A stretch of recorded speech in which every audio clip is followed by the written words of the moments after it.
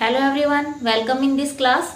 In our previous class, we have discussed about what is appeal and what is revision. Now in this class, we will study about how to appeal before appellate tribunal. appellate tribunal में किस तरीके से appeal की जाएगी।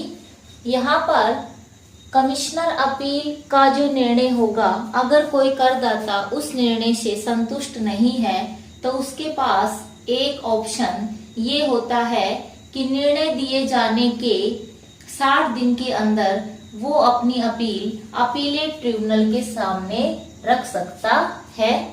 यहाँ पर इसके लिए करदाता को एक फॉर्म भरना होगा, फॉर्म नंबर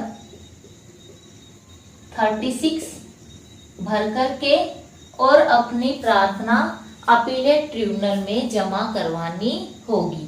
यहाँ पर अपीलेट ट्रिब्यूनल को ITAT भी बोला जाता है, इनकम टैक्स अपीलेट ट्रिब्यूनल। अब सबसे पहले स्टूडेंट हमें ये पता होना चाहिए कि अपीलेट ट्रिब्यूनल का गठन कैसे किया गया है, इसका कॉन्स्टिट्यूशन कैसे इसे कॉन्स्टिट्यूट किया गया है। अपीलेट ट्रिब्यूनल की सेवरल ब्रांचेज हैं जो पूरे इंडिया में फैली हुई है। यहाँ पर जो अपीलेट ट्रिब्यूनल है उसकी मेन 2 बेंचेस होती है, एक नॉर्मल बेंच और एक स्पेशल बेंच। नॉर्मल बेंच में 2 मेंबर होते हैं, इसमें से एक जुडिशियल मेंबर होगा और दूसरा अकाउंटेंट मेंबर होगा। जो स्पेशल ब्रांच है उसमें एक जुडिशियल मेंबर, एक अकाउंटेंट मेंबर और एक इसमें प्रेसिडेंट का होना जरूरी है। इसमें 3 से ज्यादा मेंबर भी हो सकते हैं, 3, 4। इसके साथ साथ अगर वाइस प्रेसिडेंट है तो वो भी जो है इसमें शामिल किया जा सकता है। अब क्वेश्चन ये अराइज होता है कि कौन से केस जो है वो नॉर्मल बेंच सुनवाई करेगी और किन केसेस की सुनवाई स्पेशल बेंच करेगी। तो यहाँ पर देखा जाएगा कि एसएससी की टोटल इनकम कितनी है। अगर एसएससी की टोटल इनकम असेसिंग ऑफिसर ने कंप्यूट की है 50 लाख से कम, 50 लाख से अगर कम कंप्यूट की है तो वो नॉर्मल बेंच में आएगा और उसमें 2 मेंबर से ही काम चल जाएगा, 2 मेंबर की ही नियुक्ति की जाएगी। लेकिन अगर टोटल इनकम एसएससी की असेसमेंट ऑफिसर ने कंप्यूट की है 50 लाख से ज्यादा, तो यहां पर कम से कम 3 मेंबर का होना आवश्यक है, इससे ज्यादा मेंबर भी हो सकते हैं। अब जो अपीलेट ट्रिब्यूनल है इसके कॉन्स्टिट्यूशन में 4 तरह के मेंबर होते हैं। पहले जुडिशियल मेंबर कहलाते हैं, दूसरे अकाउंटेंट मेंबर कहलाते हैं, तीसरा प्रेसिडेंट होता है और 4th नंबर पे वाइस प्रेसिडेंट होता है। तो यहाँ पर स्टूडेंट्स जुडिशियल मेंबर किसको बनाया जाएगा? सभी मेंबर्स की नियुक्ति सेंट्रल गवर्नमेंट के द्वारा की जाएगी। जुडिशियल मेंबर के लिए क्या क्या एलिजिबिलिटी होनी चाहिए? सबसे पहले वो पर्सन किसी जुडिशियल ऑफिस में 10 साल तक काम किया हो, या फिर इंडियन लीगल सर्विस में उसने 3 साल तक सेवाएं दी हो, या उसने एज एन एडवोकेट वकील के तौर पे 10 साल तक काम किया हो। उस व्यक्ति को सेंट्रल गवर्नमेंट जुडिशियल मेंबर बना सकता है अपीलेट ट्रिब्यूनल का। अब यहाँ पे सेकंड जो मेंबर है अकाउंटेंट मेंबर।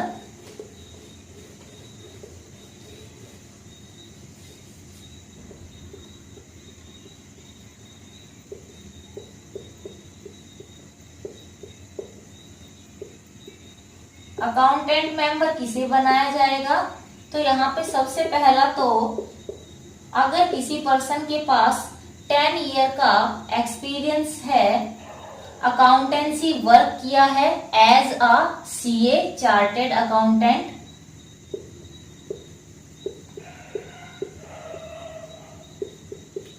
तो उसे अकाउंटेंट मेंबर नियुक्त किया जा सकता है।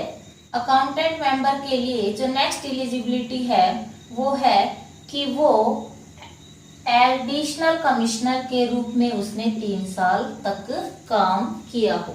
तो अकाउंटेंट मेंबर बनने के लिए या तो उसने 10 साल तक सीए के रूप में काम किया हो या उसने 3 साल तक एडिशनल कमिश्नर के रूप में काम किया हो, उसी व्यक्ति को सेंट्रल गवर्नमेंट अकाउंटेंट मेंबर बनाएगी। इसके बाद जो नेक्स्ट है वो है प्रेसिडेंट। प्रेसिडेंट कौन बन सकता है, क्या एलिजिबिलिटी होनी चाहिए? तो सबसे पहले या तो वो रिटायर्ड जज हो हाई कोर्ट का,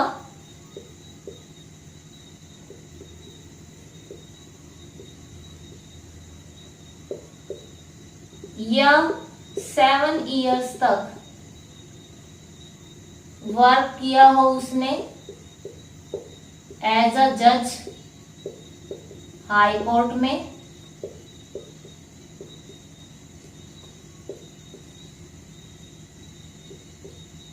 या कोई पहले से वाइस प्रेसिडेंट है उसे भी प्रमोट करके प्रेसिडेंट बनाया जा सकता है। सो स्टूडेंट्स, इन तीनों में से किसी भी पर्सन को सेंट्रल गवर्नमेंट उचित लगे उस व्यक्ति को प्रेसिडेंट बना सकती है।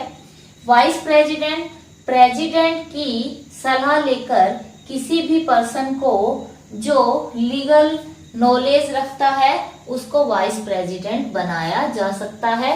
वाइस प्रेसिडेंट स्टूडेंट एक से ज्यादा भी हो सकते हैं। तो यहाँ पर हमने बात की कि अपीलेट ट्रिब्यूनल का गठन कैसे होता है, उसको कैसे कॉन्स्टिट्यूट किया जाता है। यहाँ पर 4 तरह के मेंबर की हमने बात की, judicial member, accountant member, president, vice president. क्या क्या एलिजिबिलिटी होनी चाहिए उसको भी हमने डिस्कस किया। नेक्स्ट है कि पावर ऑफ अपीलेट ट्रिब्यूनल। क्या पावर है अपीलेट ट्रिब्यूनल के पास?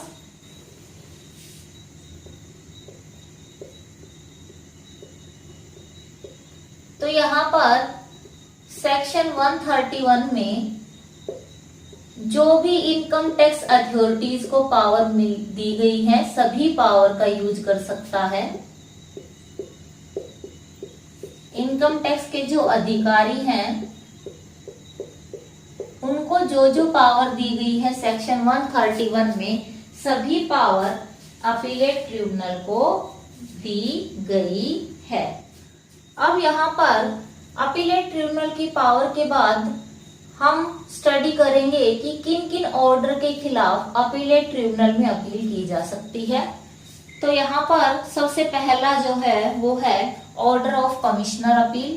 कमिश्नर अपील जो आदेश देता है उनके खिलाफ अपीलेट ट्रिब्यूनल में अपील कर सकता है करदाता और कर निर्धारण अधिकारी, दोनों के पास ही ऑप्शन होता है अपील करने का।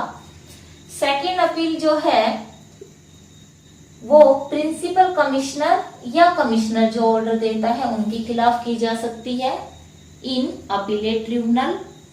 थर्ड, खुद असेसिंग ऑफिसर जो ऑर्डर दे रहा है उसके खिलाफ भी करदाता अपील कर सकता है अपीलेट ट्रिब्यूनल में। और इसके साथ साथ कई बार डिपार्टमेंट का मतलब है यहाँ पे CBDT, central board of direct tax, department भी अपील कर सकता है अपीलेट ट्रिब्यूनल में। लेकिन कब करेगा, इसके लिए कंडीशन है कि जो एसएससी का टैक्स इफेक्ट है वो 10 लाख रुपए से तक हो तो ही, या इससे ज्यादा हो तो ही अपील की जाएगी अपीलेट ट्रिब्यूनल में। मतलब कम से कम टैक्स जो है वो कितना बन रहा हो, 10 लाख रुपए बन रहा हो, तभी डिपार्टमेंट अपील कर सकेगा। अब अपील किन किन ऑर्डर के खिलाफ हो सकती है ये स्टडी करने के बाद हमारा जो नेक्स्ट पॉइंट है वो फी से रिलेटेड है।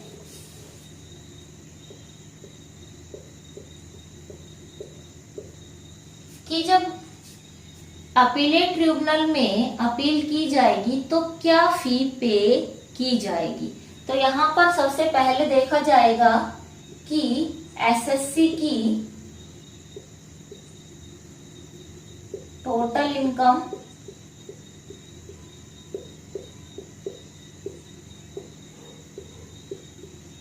असेसिंग ऑफिसर ने कितनी कंप्यूट की है।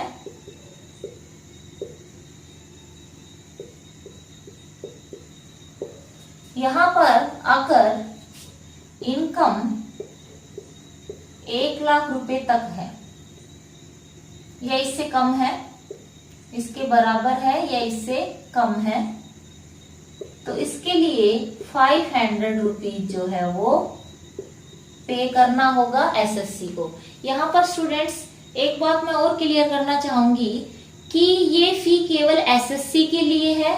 अगर असेसमेंट ऑफिसर अपील करता है तो उसके लिए ये फी पे करना जरूरी नहीं है। इसके बाद अगर इनकम 1 लाख से ज्यादा और 2 लाख से कम है तो यहाँ पर उसको 1500 रुपए पे करने होंगे।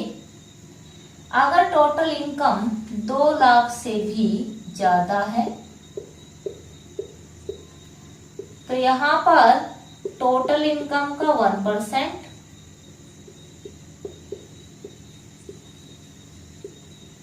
1%, या फिर 10,000 रुपए।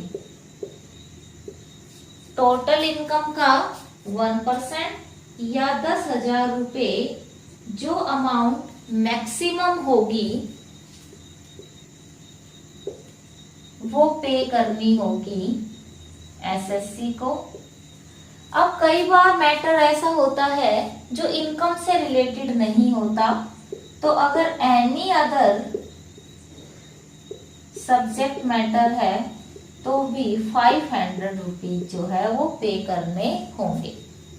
इसके साथ साथ स्टूडेंट अगर डिमांड ऑफ स्टे या स्टे ऑफ डिमांड ले रहा है, रोक लगा रहा है एसएससी, तो उसके लिए भी 500 रुपीज पे करने होंगे। फीस के बाद यहाँ पर एक टर्म है memorandum of cross objection. Memorandum of cross objection से आशय एक ऐसे डॉक्यूमेंट से होता है जब अपीलेट ट्रिब्यूनल से एसएससी को या एओ को कोई भी नोटिस प्राप्त होता है तो उस नोटिस के जवाब में उसे एक डॉक्यूमेंट भेजना होता है और वो डॉक्यूमेंट फॉर्म 36A होता है जिसको भर करके भेजना होता है और जिसे मेमोरेंडम ऑफ क्रॉस ऑब्जेक्शन कहा जाता है। जैसे मैं एग्जांपल के तौर पे बता रही हूं कि अगर एसएससी ने अपील की है तो यहाँ पर ट्रिब्यूनल जो है वो एक आदेश भेजेगा एओ को और एओ को फॉर्म नंबर 36A भरना होगा जिसे मेमोरेंडम ऑफ क्रॉस ऑब्जेक्शन कहा जाएगा। अब यहाँ पे नेक्स्ट है कि जो अपीलेट ट्रिब्यूनल में अपील आई है क्या उसको डिस्पोज करने का कोई टाइम लिमिट भी है। तो यहाँ पर अपीलेट ट्रिब्यूनल के पास आई हुई अपील्स को जिस वित्तीय वर्ष में वो आई है उस वित्तीय वर्ष से अगले 4 वर्ष तक उसको डिस्पोज कर दिया जाना चाहिए। इससे ज्यादा अवधि अगर लगाता है अपीलेट ट्रिब्यूनल तो यहाँ पर जो है अपीलेट ट्रिब्यूनल पर पेनल्टी आ सकती है। यहाँ पर इससे ज्यादा समय नहीं लगा सकता अपीलेट ट्रिब्यूनल। क्या स्टे अप्लाई कर सकता है अपीलेट ट्रिब्यूनल? तो यहाँ पर इसका आंसर यस है। अपीलेट ट्रिब्यूनल किसी भी तरीके के निर्णय को स्थगित कर सकता है और या फिर जो है सुनवाई को स्थगित कर सकता है, लेकिन ये स्थगन केवल 365 डेज तक किया जा सकता है, इससे ज्यादा अवधि तक नहीं किया जा सकता। अब कई बार अपीलेट ट्रिब्यूनल ने मान लो अपना निर्णय दे दिया है तो क्या उस निर्णय को उस ऑर्डर को रेक्टिफाई कर सकता है, सुधार कर सकता है? तो सुधार किया जा सकता है किसकी प्रार्थना पे? या तो खुद अपीलेट ट्रिब्यूनल को लगे कि उसने जो आदेश दिया है वो गलत आदेश दे दिया है, तो 60 दिन के अंदर अंदर अपने आदेश को सुधार कर सकता है। या एओ और एसएससी दोनों में से किसी एक के प्रार्थना करने पर अपने ऑर्डर को रेक्टिफाई कर सकता है, लेकिन इसके लिए इन्हें फी पे करनी होगी और फी की जो अमाउंट है वो 50 रुपीज है। अब यहाँ पे जो लास्ट पॉइंट है वो है कम्युनिकेशन ऑफ ऑर्डर। जो भी अपीलेट ट्रिब्यूनल निर्णय लेगा उसको कम्युनिकेट कैसे किया जाएगा? तो कम्युनिकेशन का जो तरीका है वो अपना निर्णय की प्रति तैयार करेगा और उसको एक प्रति जो है वो करदाता को या असेसिंग ऑफिसर को और एक प्रति जो है वो कमिश्नर के पास सेंड करेगा। अब यहाँ पर अपीलेट ट्रिब्यूनल का जो निर्णय होता है वो अंतिम निर्णय होता है। अगर उस केस में कोई कानूनी पर्सन सन्निहित नहीं है, अगर कोई लीगल पॉइंट है तो ही आगे उसकी सुनवाई की जा सकती है हाई कोर्ट में, अदरवाइज अपीलेट ट्रिब्यूनल का निर्णय लास्ट निर्णय होता है।